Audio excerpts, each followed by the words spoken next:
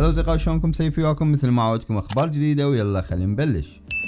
نحن نعرف بالفعل كيف من المفترض أن يبدو جالكسي S22 الترا والجهازين الآخرين S22، ولقد رأينا العرض الغير رسمي على الوحدات الوهمية وغير ذلك الكثير، ولكن كل هذا كانت غير رسمية، مما يعني أنها ليست دقيقة تماما بنسبة 100%. لكن هذا يتغير اليوم، حيث حصلنا على الملصق الرسمي لجهاز جالكسي S22 الترا من سامسونج نفسها، والذي يجيب على الكثير من الأسئلة التي لدينا حول الهاتف.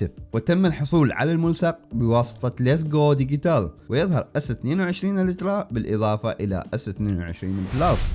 ومن المثير للاهتمام انه يظهر جالكسي S22 الترا باللون الذهبي الوردي الجديد، يبدو مختلفا قليلا عن البرونز الصوفي لنوت 20 الترا. اقترحت الشائعات 4 الوان لجالكسي S الترا، الاسود والابيض والاخضر والاحمر، ولكن من المدهش ان هذا ليس اي من تلك الالوان، انه يعني فقط انه سيكون هناك اجمالي 5 الوان في تشكيلة S22 الترا. وكما ان لون القلم الاسبن اسود مع وجود زر ذهبي وردي في الخلف يناسب الهاتف. وبصراحة هذا هو أجمل هاتف سامسونج رأيناه على الإطلاق، وهو أفضل من العام الماضي للنوت 20 الترا. ويؤكد هذا أيضا أنه مخطط تسميته سيكون جالكسي S22 الترا بدلا من S22 نوت كما اقترح هذا المسرب. ويبدو S22 بلس مشابها إلى حد ما لسابقه، وكما ترون يبدو أكثر تملقا هذه المرة، والذي يبدو بصدق مميز. ولا يمكن معرفة ما إذا كان الجزء الخلفي لامعا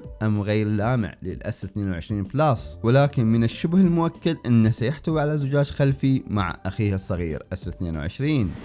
وبعد هذا قبل بضعة أسابيع رأينا أن جالكسي S22 الترا سيتميز بألمع شاشة على الإطلاق، حوالي 1800 شمعة. يبلغ سطوع جالكسي S21 الترا 1500 شمعة، وبينما يبلغ سطوع آيفون 13 برو ماكس 1200 شمعة. والآن لدينا تقرير جديد من سام موبايل يؤكد أن ليس فقط الإشاعات صحيحة، ولكن أيضا أن S22 بلس سيحتوي على عرض أكثر سطوع في السوق، وسيحتوي كل من S22 و S22 بلس على 1750 شمعة من ذروة السطوع أكثر من منافسه. وبالنسبة لسابقه يحتوي S21 بلس على 1300 شمعة من ذروة السطوع.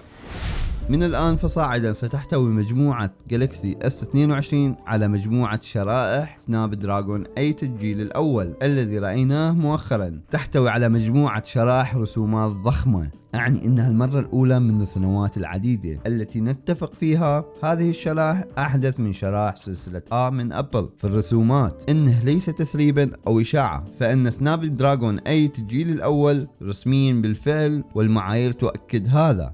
والأكيد الكثير منكم يسأل عما إذا كانت هذه الزيادة الهائلة في الأداء ستؤدي إلى مزيد من الحرارة، أعني كما نعرف أن شرائح سناب دراجون معروفة بمشاكلها بارتفاع الحرارة، وخير دليل على سبيل المثال سناب دراجون من 188، فهل سنرى نفس المشكلة مع سناب دراجون 8 الجيل الأول على جالكسي S22 الترا؟ حسنا، من الواضح أننا لن نفعل ذلك. يذكر ايس انوفيرس أن S22 الترا يحمي نفسه جيدا في ظل الحمل المستمر أثناء اللعب، وأثناء لعب لعبة التي تعد واحدة من أكثر الألعاب تطلبا من ناحية الرسومات والأجهزة المحمولة. لا يبدو أن جالكسي S22 الترا يختنق بالحرارة، على عكس S21 الترا الذي أرسل شعارا محموما بعد مرور بعض الوقت. ربما يرجع ذلك إلى استخدام سامسونج لنظام تبريد أفضل على هاتف S22.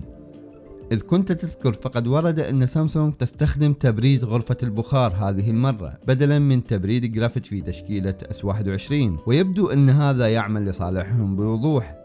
وهسه قد يتساءل البعض منكم عن اكسينوس 2200. حسنا، اوكي، اصدر سامسونج اليوم نوعا من فيديو تشويقي لها، مما تشير الى ان مجموعة الشرائح ستركز على الالعاب. قالت شركة سامسونج: نحن نعد هدية صغيرة اخرى للمعجبين الذين يحبون الالعاب، وفي اوائل العام المقبل سيمكن للمعجبين التطلع على فك التغليف. والاكيد الكل متحمسين ويريدون يعرفون ماذا ستجلبه سامسونج و AMD إلى هذا الجهاز.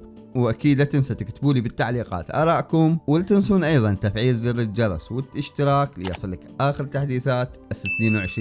واشوفك بالفيديو الجاي. باي.